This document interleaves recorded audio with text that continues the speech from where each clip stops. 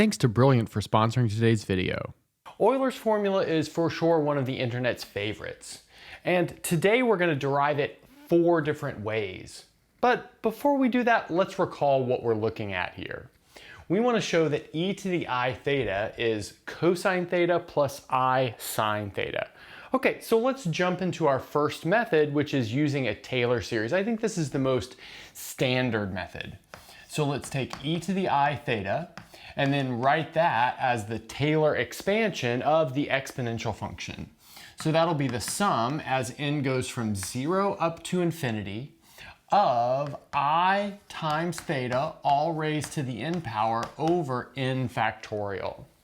Okay, and now from here I'm going to split this into even and odd parts.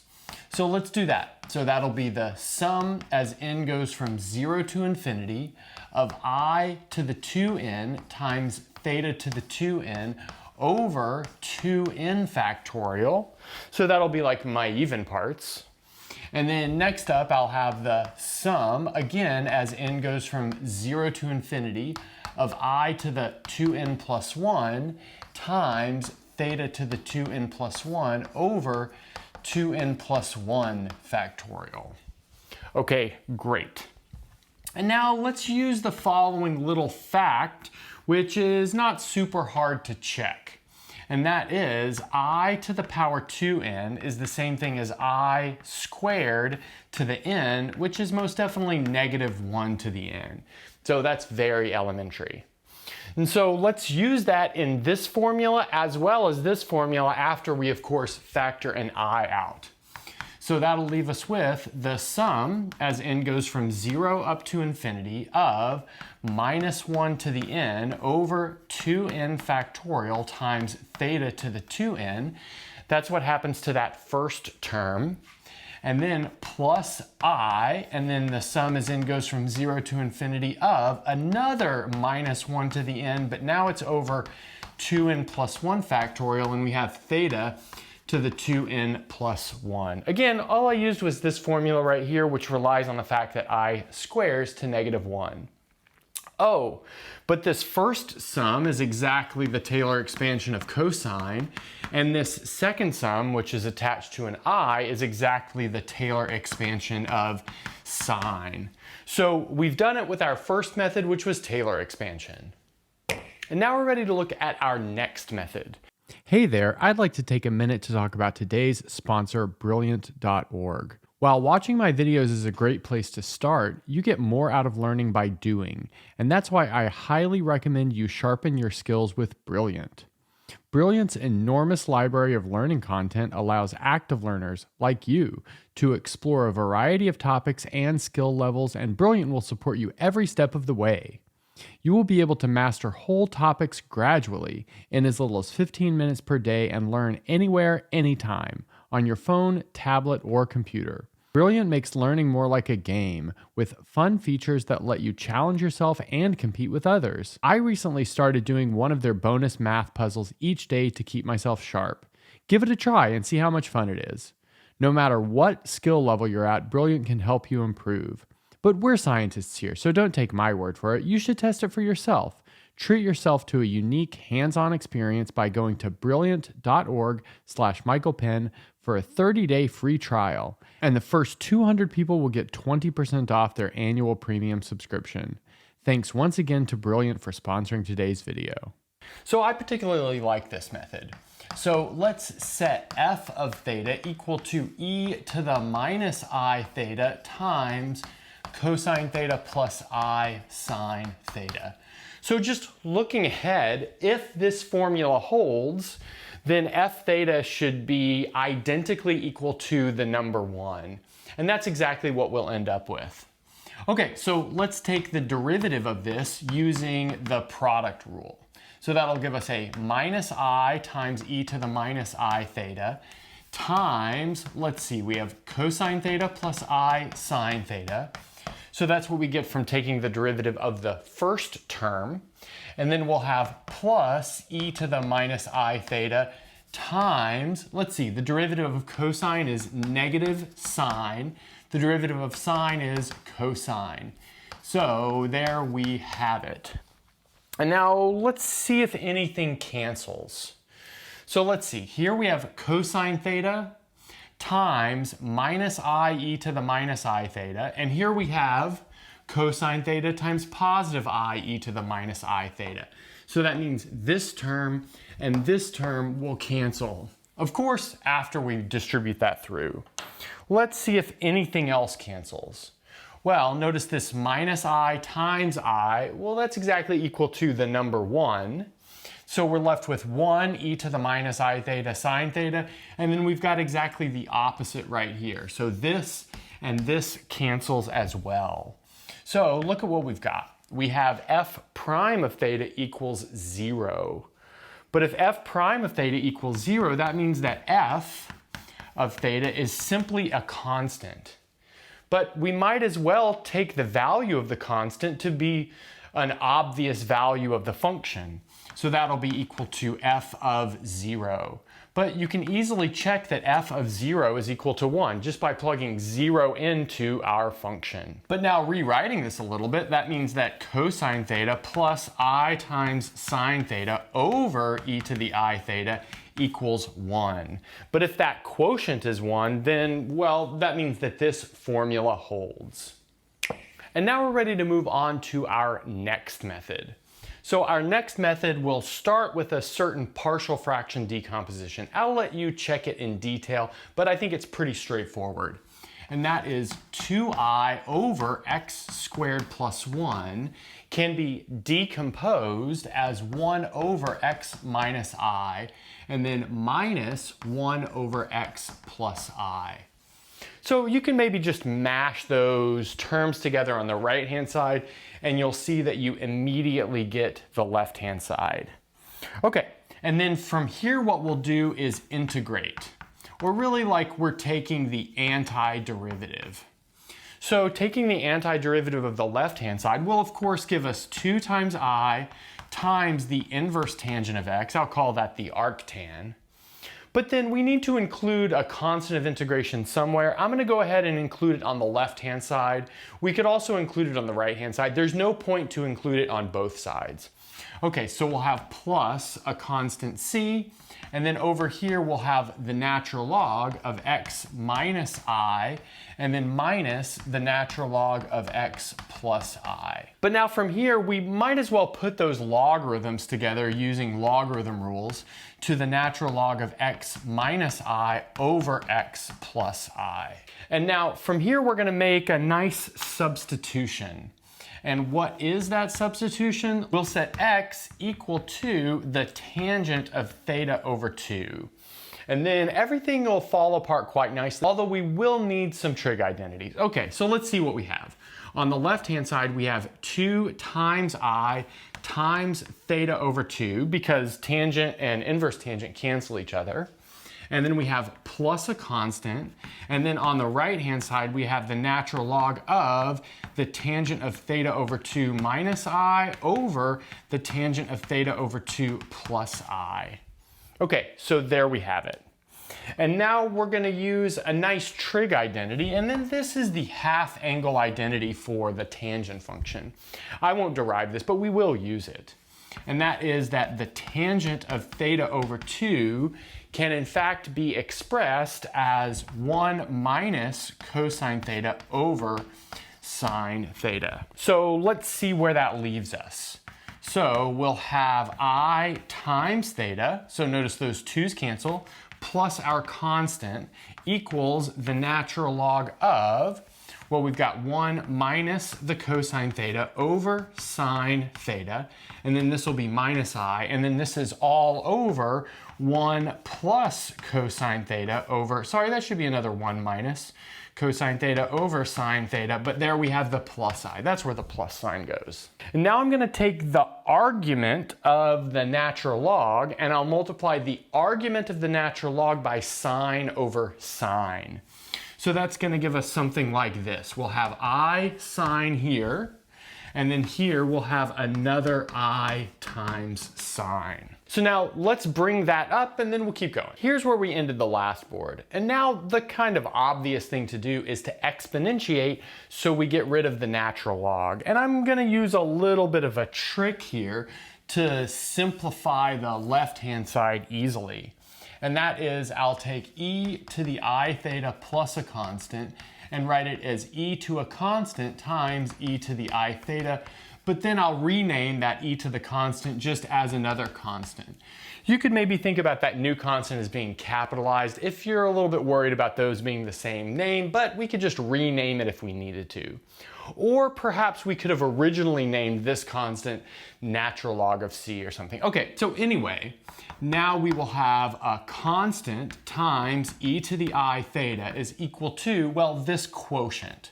So 1 minus cos theta plus I sine theta, sorry, that should be minus I sine theta over 1 minus cos theta plus I sine theta. Okay, so this looks a little bit gnarly, but what might we do to simplify it? Well, I think maybe the clearest thing that pops out to me is to multiply the numerator and the denominator by the complex conjugate of the denominator. So that means I need to take all of the imaginary parts and negate them. In this case, I'll have 1 minus cosine theta minus I times sine theta. That's what I'm multiplying on the numerator as well as the denominator. So I've got something like that. And now it's just a matter of multiplying all that out. So let's multiply out the numerator first. So I'll have 1 times 1, so that's simply the number 1. I'll have negative cosine times negative cosine, that'll give me plus cosine squared. I have negative I sine times negative I sine, so that gives me minus sine squared. And then I have all of the cross terms. So those are all attached to the number 2. So that'll give me minus 2 cosine theta from 1 multiplied to negative cosine. And then let's see, minus 2i times sine theta, and then plus 2i times cosine theta times sine theta. Okay, so we almost ran out of room, but I think we're okay. Okay, and then let's see what we have in the denominator. So now we can think about this as multiplying by, something of the form like a plus I times b times a minus I times b. So that'll give us something like a squared times plus b squared. And so there, the stuff I've got underlined in magenta is my real part, and then all the rest is the imaginary part. So multiplying that out will give me 1 minus cosine theta all squared plus sine squared theta. And now let's do a little bit of simplification. So this numerator, well, this number 1 in the numerator can be expanded as sine squared theta plus cosine squared theta. But then this sine squared theta can cancel with that sine squared theta. And let's see what that leaves us with. So now we've got 2 cosine squared theta. So that's from that. And then that'll be minus 2 times cosine theta.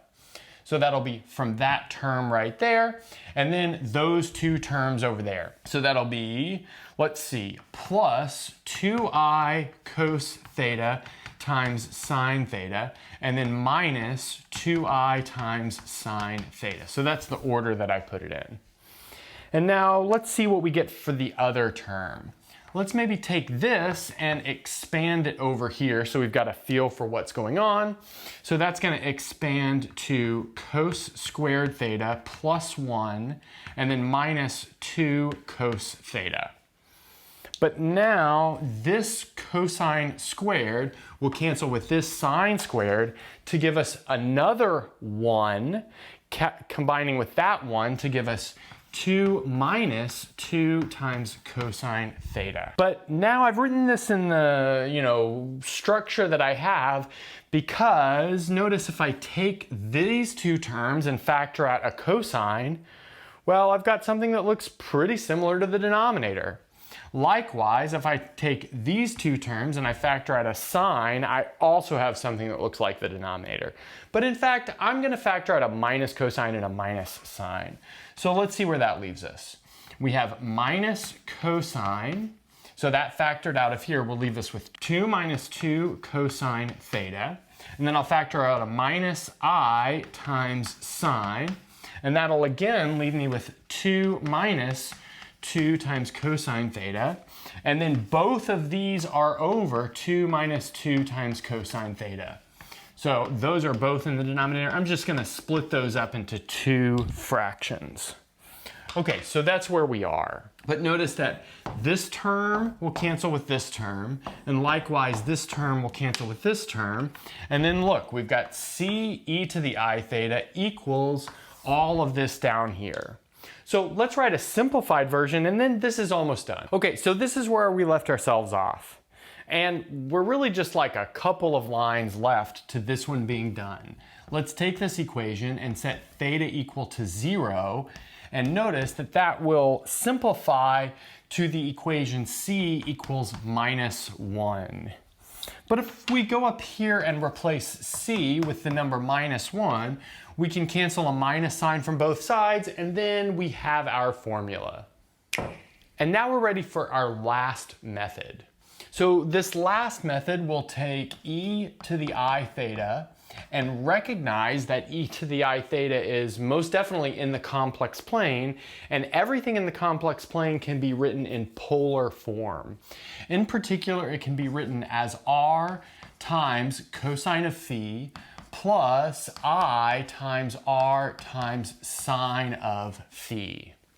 So that's the polar form of a complex number. This is most definitely a complex number. But the left-hand side depends on theta, so that means the right-hand side must also depend on theta. So here we're thinking that r is a function of theta, and phi is also a function of theta. Now we just have to determine what type of function of theta r and phi are. Okay, so now let's take this and we'll take the derivative with respect to theta. Okay, so over there on the left-hand side, we'll have I times e to the I theta. And then on the right-hand side, well, notice that I'll have to use really the chain rule here. So taking the derivative of r will give me r prime. Just keep in mind that by r prime, I mean dr d theta. And then I'll have cosine phi. And then next, I'll have minus r times sine of phi times phi prime. So that would be from taking the derivative of the cosine part. And then we've got something similar happening over here with sine of phi, r times sine of phi. So we have plus I times r prime times sine of phi, and then plus I times r times cosine of phi times phi prime. Okay, good. But then also, we know that e to the I theta is r cosine phi plus I sine phi. So if we multiply that by I, we've got a nice formula that involves r and phi. In particular, we have I times r times cosine of phi minus r times sine of phi.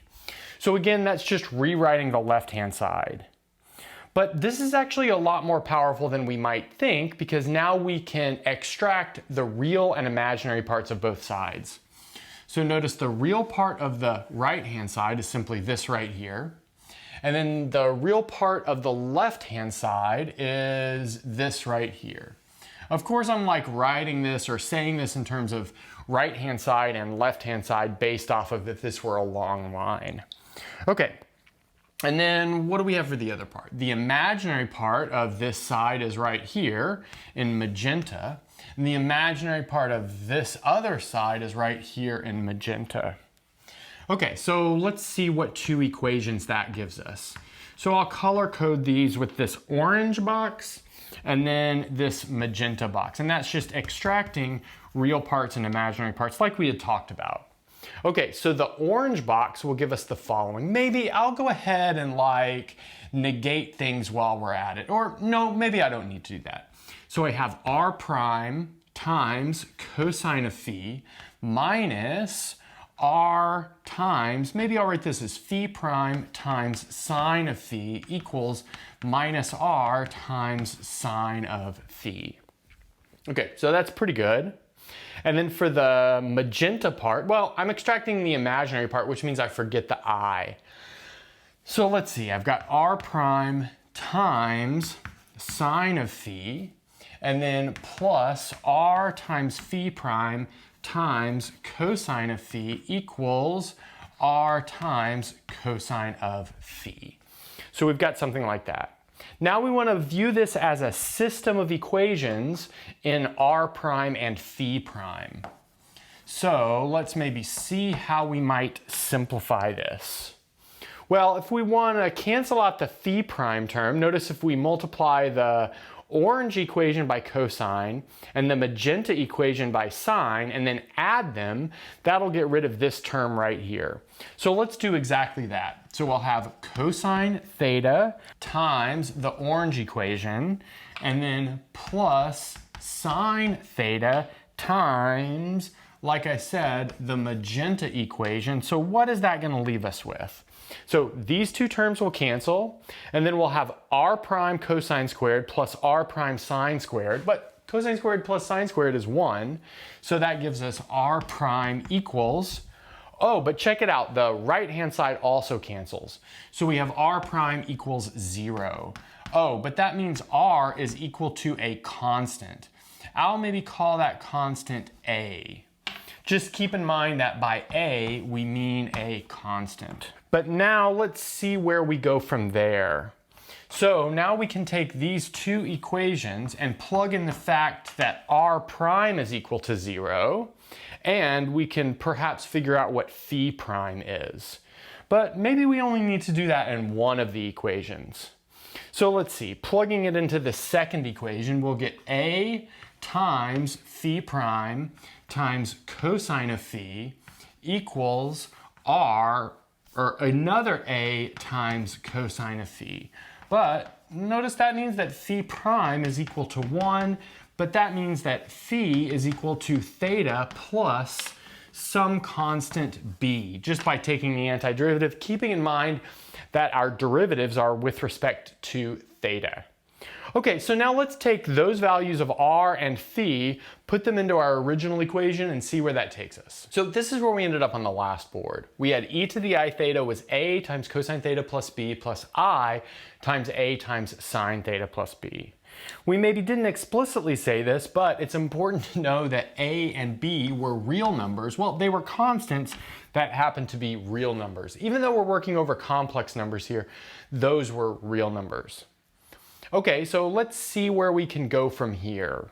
Well, we're gonna do a trick that we did on a previous style, and that is we'll set theta equal to something, in this case 0 again, and see what happens. So if we set theta equal to 0, we get 1 on the left-hand side equals, well, let's see, we'll have a times cosine of b plus I times a times sine of b. But now extracting the real part and the imaginary part, we'll see that a times cosine of b is equal to 1, and a times sine of b is equal to 0. We can square both equations and add them. That'll give us a squared cosine squared plus a squared sine squared, but that's simply a squared. So we get a squared equals 1. Okay, but if a squared equals 1, that means that a equals plus minus 1. Okay, but now let's go down here to the case. What if a is equal to plus 1? Well, then that gives us this equation right here of cosine of b equals 1 also.